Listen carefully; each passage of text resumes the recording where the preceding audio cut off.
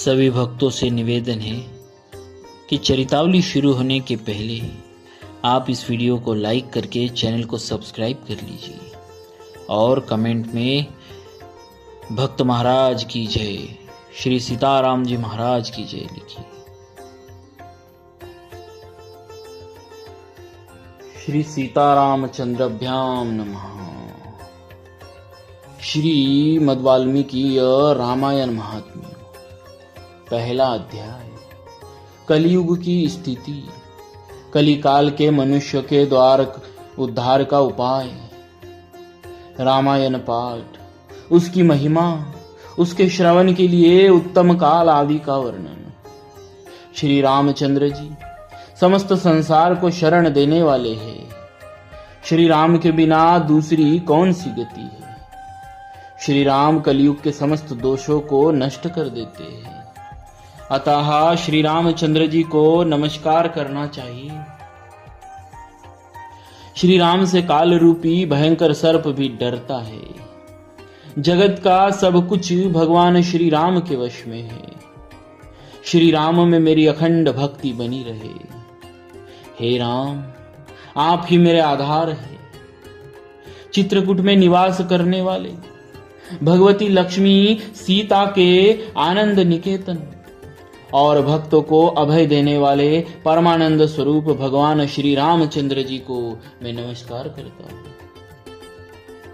संपूर्ण जगत के अभीष्ट मनोरथों को सिद्ध करने वाले अथवा सृष्टि पालन एवं संहार के द्वारा जगत की व्यवहारिक सत्ता को सिद्ध करने वाले ब्रह्मा, विष्णु और महेश आदि देवता जिनके अभिन्न अंश मात्र है, उन परम विशुद्ध सच्चिदानंदमय परमात्मा देव श्री रामचंद्र जी को मैं नमस्कार करता हूं तथा उन्हीं के भजन चिंतन में मन लगाता हूं। ऋषियों ने कहा, भगवान आप विद्वान हैं, ज्ञानी हैं। हमने जो कुछ पूछा था वह सब आपने हमें भली भांति बताया है। संसार बंधन में बंधे हुए जीवों के दुख बहुत है। इस संसार बंधन का उच्छेद करने वाला कौन है। आपने कहा है कि कलयुग में वेदोक्त मार्ग नष्ट हो जाएंगे। अधर्म परायण पुरुषों को प्राप्त होने वाली यातनाओं का भी आपने वर्णन किया है। घोर कलयुग आने पर जब वेदोक्त मार्ग लुप्त हो जाएंगे, उस समय पाखंड फैल जाएगा। यह बात प्रसिद्ध है। प्रायः सभी लोगों ने ऐसी बात कही है। कलियुग के सभी लोग काम वेदना से पीड़ित, नाटे शरीर के और लोभी होंगे तथा धर्म और ईश्वर का आश्रय छोड़कर आपस में एक दूसरे पर ही निर्भर रहने वाले होंगे। प्रायः सब लोग थोड़ी आयु और अधिक संतान वाले होंगे। उस युग की स्त्रियां अपने ही शरीर के पोषण में तत्पर और वेश्याओं के समान आचरण में प्रवृत्त होंगी। वे अपने पति की आज्ञा का अनादर करके सदा दूसरों के घर जाया करेंगी। दुराचारी पुरुषों से मिलने की सदैव अभिलाषा करेंगी। उत्तम कुल की स्त्रियां भी परपुरुष के निकट ओछी बातें करने वाली होंगी। कठोर और असत्य बोलेंगी तथा शरीर को शुद्ध और सुसंस्कृत बनाए रखने के सद्गुणों से वंचित होंगी। कली युग में अधिकांश स्त्रियां वाचाल, व्यर्थ बकवाद करने वाली होंगी। भिक्षा से जीवन निर्वाह करने वाले सन्यासी भी मित्र आदि के स्नेह संबंध में बंधे रहने वाले होंगे। वे भोजन के लिए चिंतित होने के कारण लोभवश शिष्यों का संग्रह करेंगी। स्त्रियां दोनों हाथों से सिर खुजलाती हुई गृहपति की आज्ञा का जानबूझकर उल्लंघन करेगी। जब ब्राह्मण पाखंडी लोगों के साथ रहकर पाखंड पूर्ण बातें करने लगे, तब जानना चाहिए कि कलयुग खूब बढ़ गया। ब्राह्मण इस प्रकार घोर कलयुग आने पर सदा पाप परायण रहने के कारण जिनका अंतःकरण शुद्ध नहीं हो सकेगा, उन लोगों की मुक्ति कैसे होगी। धर्मात्माओं में श्रेष्ठ सर्वज्ञ सूत जी देवादिदेव देवेश्वर सद्गुरु भगवान श्री रामचंद्र जी जिस प्रकार संतुष्ट हो वह उपाय हमें बताइए। मुनि श्रेष्ठ सूत जी, इन सारी बातों पर आप पूर्ण रूप से प्रकाश डालिए। आपके वचनामृत का पान करने से किसको संतोष नहीं होता। सूत जी ने कहा, मुनिवरों, आप सब लोग सुनिए, आपको जो सुनना अभिष्ट है वह मैं बताता हूं। महात्मा नारद जी ने सनत कुमार को जिस रामायण नामक महाकाव्य का गान सुनाया था वह समस्त पापों का नाश और दुष्ट ग्रहों की बाधा का निवारण करने वाला है। वह संपूर्ण वेदार्थों की सम्मति के अनुकूल है। उससे समस्त दुख स्वप्नों का नाश हो जाता है।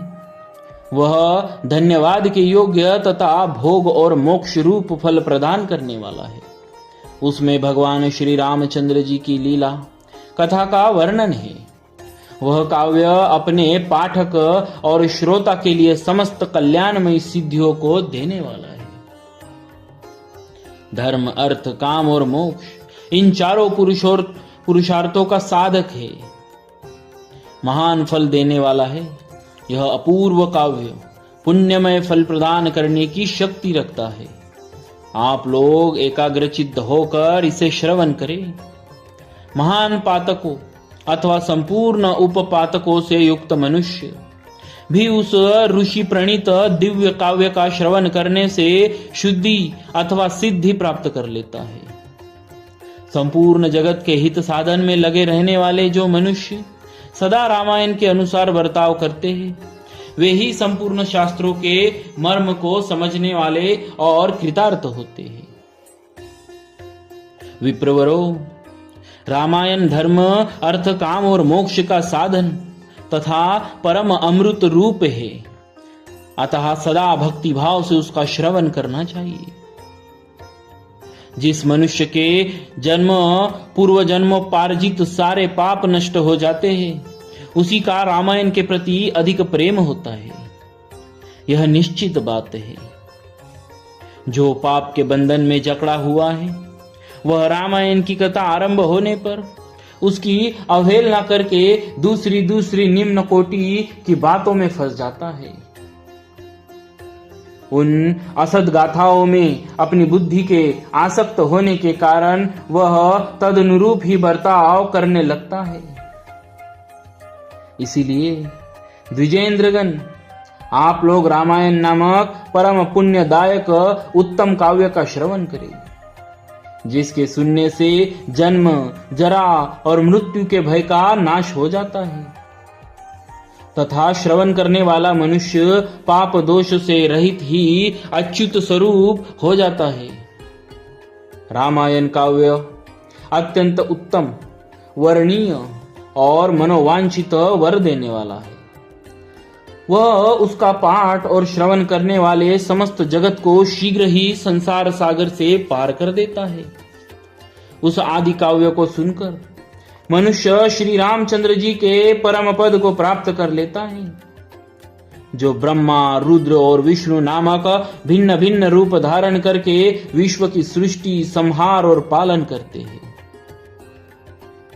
उन आदिदेव परमोत्कृष्ट परमात्मा श्री रामचंद्र जी को अपने हृदय मंदिर में स्थापित करके मनुष्य मोक्ष का भागी होता है। जो नाम तथा जाति आदि विकल्पों से रहित, कार्य कारण से परे सर्वोत्कृष्ट वेदांत शास्त्र के द्वारा जानने योग्य एवं अपने ही प्रकाश से प्रकाशित होने वाला परमात्मा है। उसका समस्त वेदों और पुराणों के द्वारा साक्षात्कार होता है। इस रामायण के अनुशीलन से भी उसी की प्राप्ति होती है। विप्रवरो, कार्तिक माघ और चैत्र मास के शुक्ल पक्ष में 9 दिनों में रामायण की अमृतमयी कथा का श्रवण करना चाहिए। जो इस प्रकार श्री रामचंद्र जी के मंगलमय चरित्र का श्रवण करता है वह इस लोक और परलोक में भी अपनी समस्त उत्तम कामनाओं को प्राप्त कर लेता है।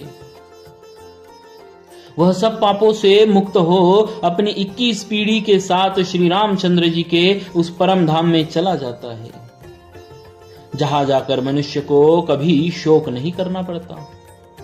चैत्र माघ और कार्तिक के शुक्ल पक्ष में परम पुण्यमय रामायण कथा का नवा पारायण करना चाहिए तथा 9 दिनों तक इसे प्रयत्न पूर्वक सुनना चाहिए। रामायण आदि काव्य है, यह स्वर्ग और मोक्ष देने वाला है। अतः संपूर्ण धर्मों से रहित घोर कलयुग आने पर 9 दिनों में रामायण की अमृतमय कथा को श्रवण करना चाहिए।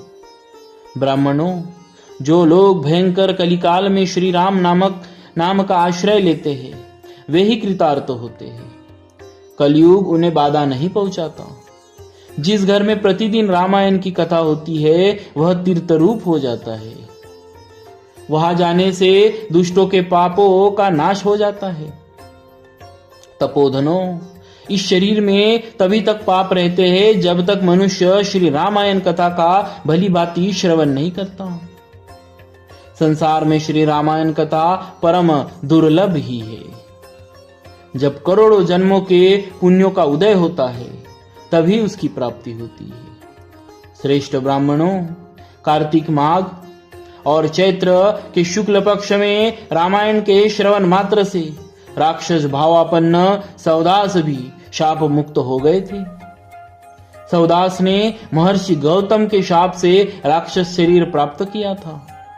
वे रामायण के प्रभाव से ही पुनः उस शाप से छुटकारा पा सके। जो पुरुष श्री रामचंद्र जी की भक्ति का आश्रय ले प्रेम पूर्वक इस कथा का श्रवण करता है, वह बड़े बड़े पापों तथा पातक आदि से मुक्त हो जाता है। इस प्रकार श्री स्कंद पुराण के उत्तर खंड में नारद सनत कुमार संवाद के अंतर्गत रामायण महात्म विषयक कल्प का अनुकीर्तन नामक प्रथम अध्याय पूरा हुआ। बोलिए श्री सीताराम जी महाराज की जय।